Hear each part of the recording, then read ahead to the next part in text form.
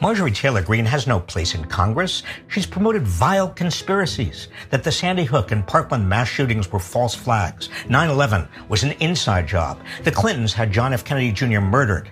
The deadly California wildfires were caused by a Jewish space laser.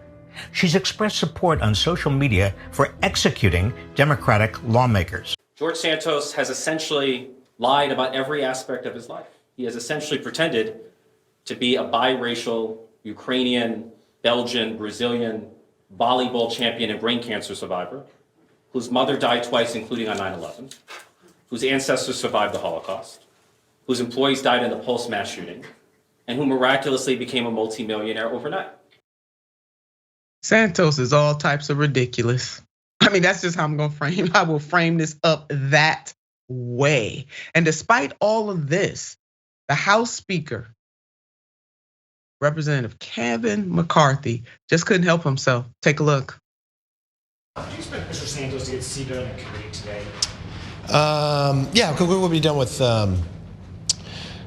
all committees today. He'll get seated on committees, yes. You said yesterday you had some questions about his past. Did you raise concerns during the campaign season before the election? Well, I raised my staff raised concerns when he had a staff member who impersonated my chief of staff, and that individual was let go when Mr. Santos found out about it. Kevin McCarthy is handing out House committee assignments, and Marjorie Taylor Greene just landed a big one. Well, she has landed a seat on the House Homeland Security Committee, which is the committee that she desired the most. This is the committee that's going to be most focused on the situation happening at the border and really a great deal of oversight over the Department of Homeland Security.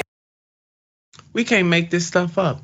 And what you saw right there, many videos all put together, but particularly when Speaker McCarthy said, yeah, I had some questions, because that but was really about him becoming Speaker of the House at any cost. And this is yet another example of it.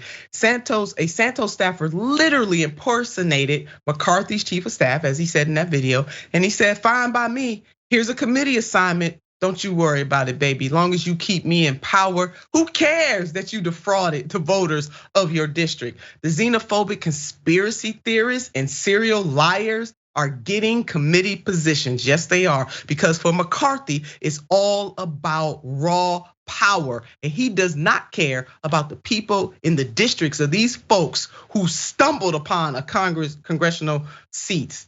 Ooh, Lord, y'all need to come get these people. And we are now seeing that McCarthy was willing to sacrifice a whole lot of things just to get the gavel. So here's more context on the committees that Santos will serve on. The House GOP Steering Committee on Tuesday recommended that embattled Representative George Santos sit on the House Small Business Committee and the House Science, Space, and Technology Committee. I don't know, that space part might fit because the man is really living somewhere in outer space with all of this foolishness and mayhem.